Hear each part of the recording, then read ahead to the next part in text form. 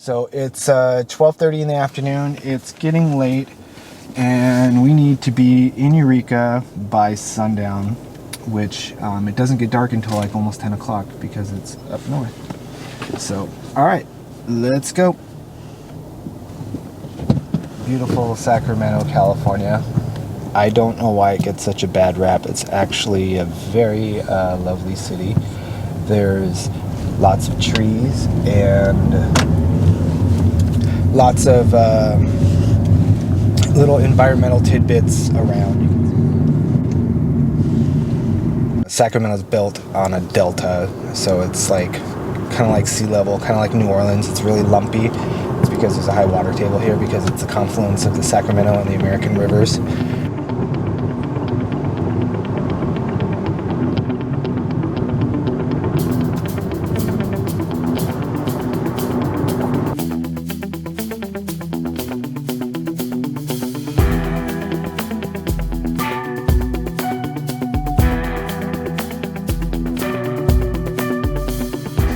The Sacramento River Delta is really interesting because it goes all the way from the San Francisco Bay Area, which we're heading right now, into all the way to Stockton and Sacramento. There's a port of Sacramento and there's a port of Stockton.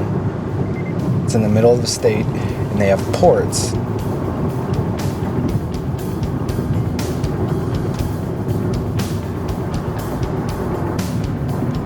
This drive usually isn't my favorite because it's usually riddled with traffic. To go between Sacramento and San Francisco in the morning is just like being in traffic in every major city, even though, you know, I think it's almost, like, is it 70, 80, 90 miles or something like that? But I've noticed on this trip, because of COVID-19, there's almost no traffic anywhere.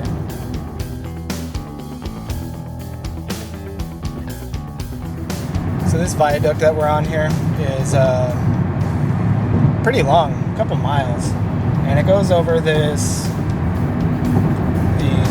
flood control.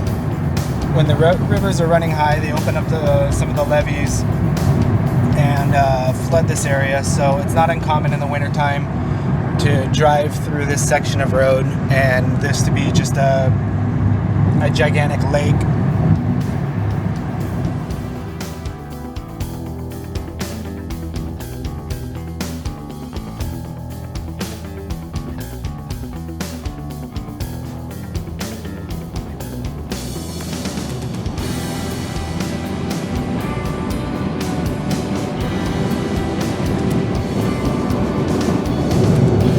Davis is a really interesting place. It's a college town, and it's really a college town. But it's very beautiful. There's lots of trees and a really laid-back atmosphere. And everyone's laid back on the highway because they're going 65 miles an hour exactly. It's so weird. Everyone behaving on the highways. So unlike a lot of farmland in the rest of the country, here it's actually in between like major urban areas and a couple of smaller cities that are still pretty big. I mean, 100,000 people is a pretty big city. In the morning, like without COVID, this is a drag. This is like an hour plus, sometimes 2 hours. So a lot of people up in Northern California make these ridiculous commutes.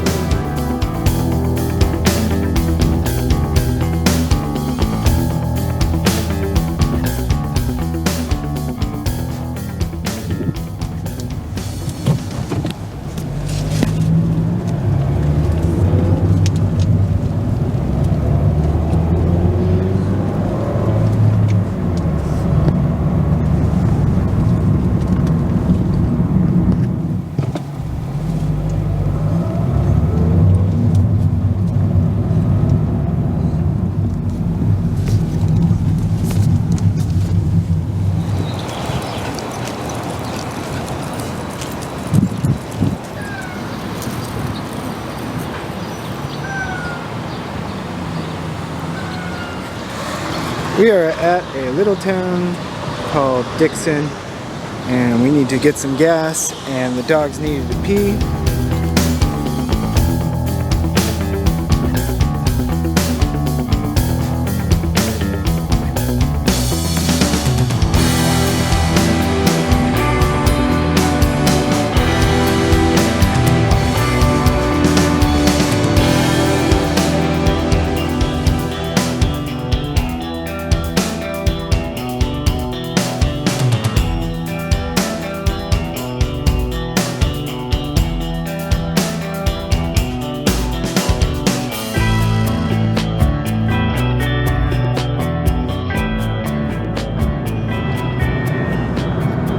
This is our first official bridge of the Bay Area. It's a toll bridge going north or going east, but fortunately we are heading west, so no toll for us today.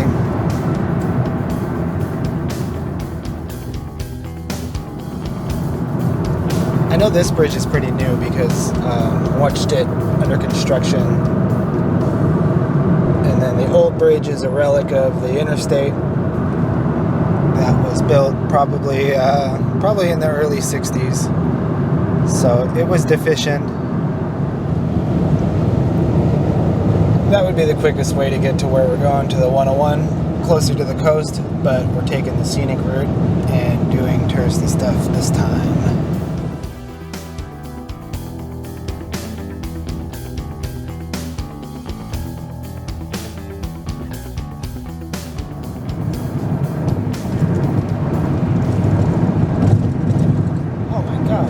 This road is in terrible shape.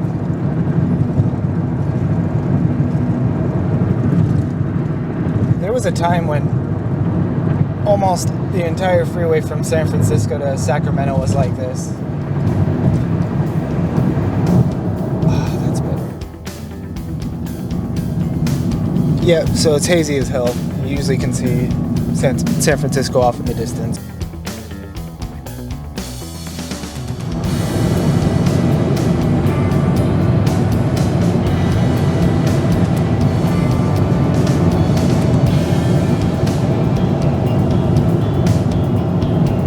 So they're doing this racket where you're not paying the toll and you get the bill in the mail. I don't like that. It's a pain in the butt. I just want to throw my money. And I stopped at the ATM and everything.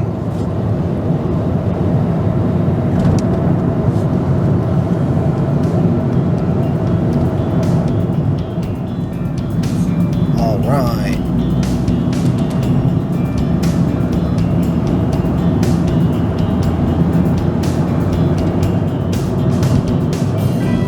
This is the new bridge.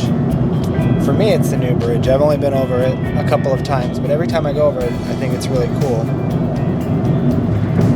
The old bridge was kind of clunky, and you kind of remember it from the '89 earthquake, like that image, so it was pretty structurally deficient.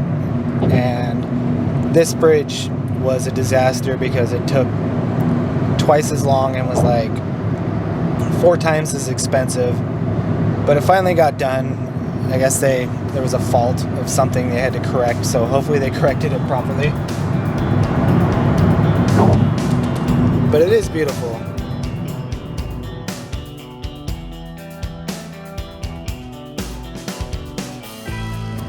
And this is pretty interesting. It's a double-deck tunnel. The opposing lanes are below us. And originally the bridge had, I believe it was automobiles on the top and transit on the bottom. They used to have a streetcar system called the Key Line, and it suffered the same fate that Los Angeles suffered.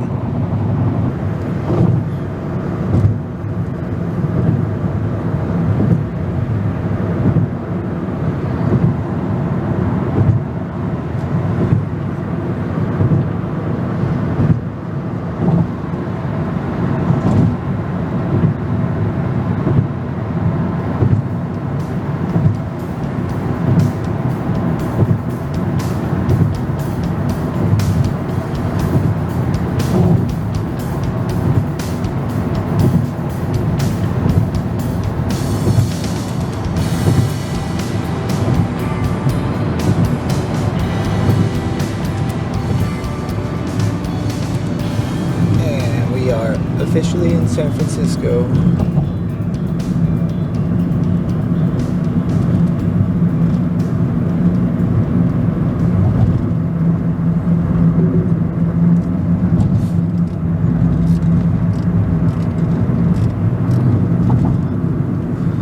Alright, so I'm going to try to do this without using the navigation system.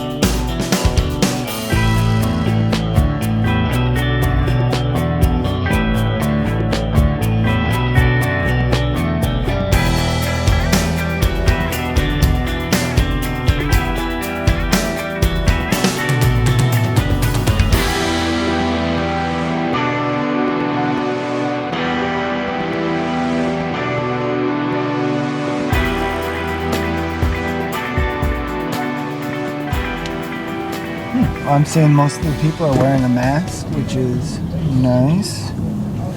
This is actually Highway 101, and the plan originally back in the 50s and 60s was to build a freeway from where the 101 is along the bay. It's going to go through the middle of the city, and there's going to be an elevated freeway, actually several elevated freeways. The plan is kind of ridiculous. If you look at it, it would have destroyed the character of the entire city.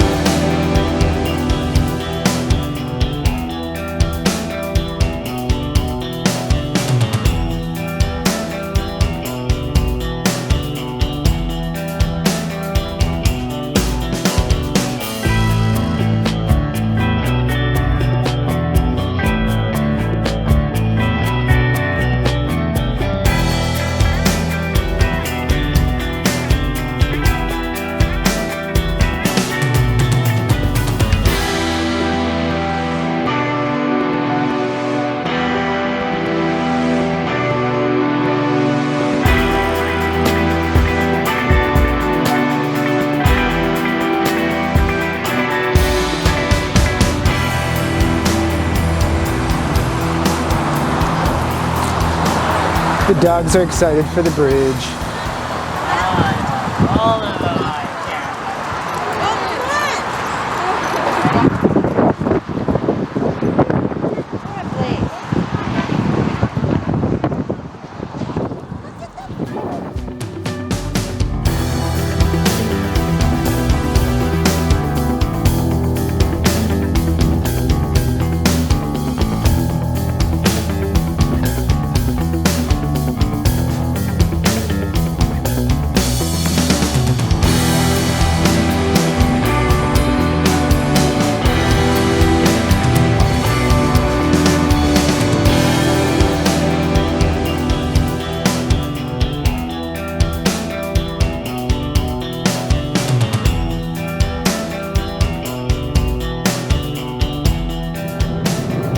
So we're headed north on 101, and in LA it's called the 101.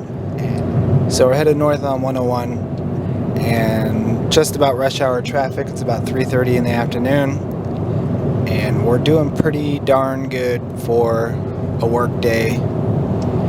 And this is not a normal type of experience. On the weekend it's pretty light, so this is normal weekend traffic, but Monday through Friday this is pretty bad at this time of the night. So we're pretty lucky. We're going to be able to get to Eureka in probably about 4 hours, and maybe a stop or two. And This is going to be a very free-moving day.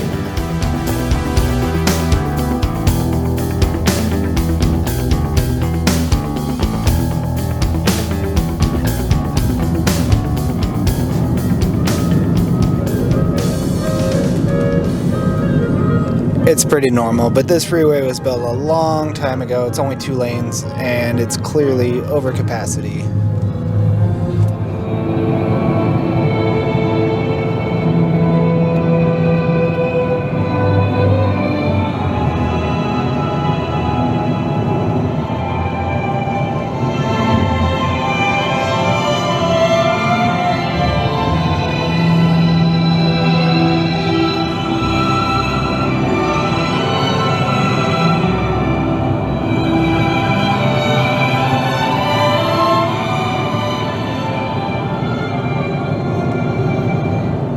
Thank you for listener-supported classical music, commercial-free.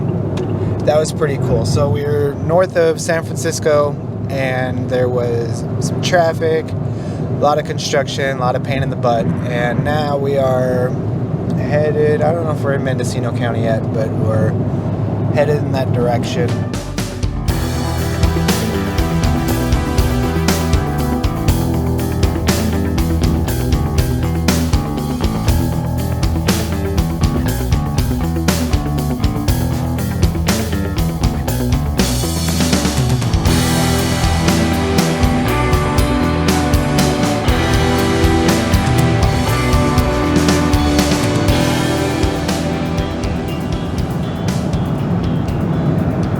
As 101 heads north, it turns into a really scenic drive.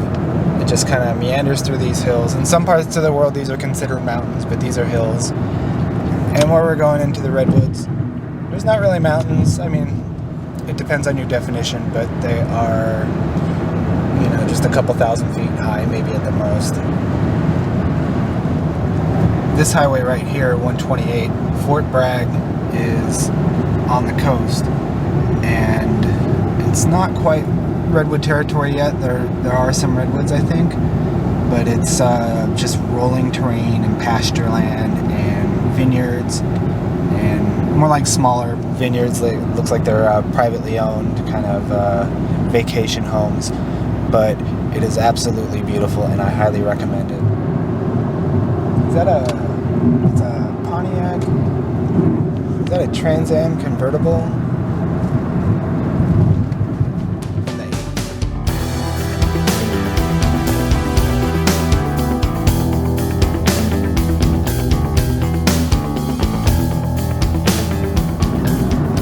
That might be kind of fun to drive one of those. Alright, now we're in Mendocino County. I lied. I thought we were there a few minutes ago.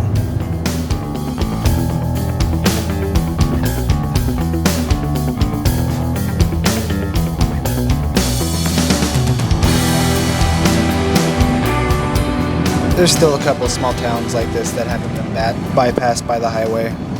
It probably won't. But there's nothing like the thrill of going 70 miles an hour and then having a 35-mile zone thrown upon you.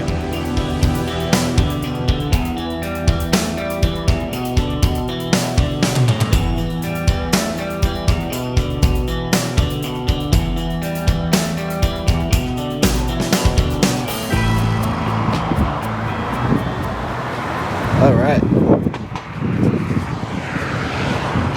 We're in Willits, California, which means that we have officially arrived in Redwood territory, and we're strapped for time, so we're not going to do the Huell Hauser thing, but this is a Huell Hauser stop. It's the,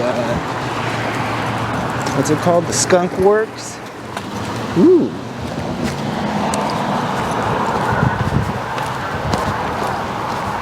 Oh, there's a doggy. Hold on.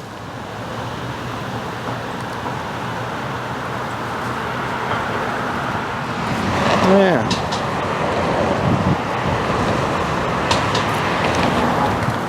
How you doing?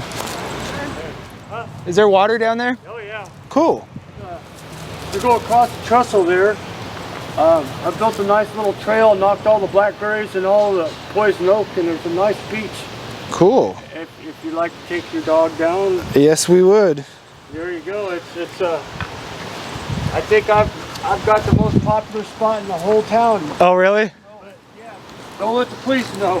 Oh, no, I won't. You know what I'm saying? They're adamant about trespassing and Oh, okay. It's one of those. But I didn't clean up the garbage today, so every day somebody goes down there and trashes it, right? Yeah. Like throw garbage. I picked all this up before, believe it or not. Yeah, that's sad. You could do that every day, and every day there'd be trash there. Yeah, exactly. Occasionally, I'll lose a receipt in the wind or something, but Sure. I just couldn't imagine just leaving my stuff. Sometimes there's shopping carts or baskets. I think what they do is they rob the store and they come over here. My name's Fred, by the way. Oh, hi, Fred. I'm Eric. We're here from Southern California, Los Angeles. All right. Cool. Is the trestle open bottom? You gotta step over those, you gotta step on the ties. Huh. There is a one tie down there it's not in, and me and my dog will go ahead first. Here, watch this. Okay.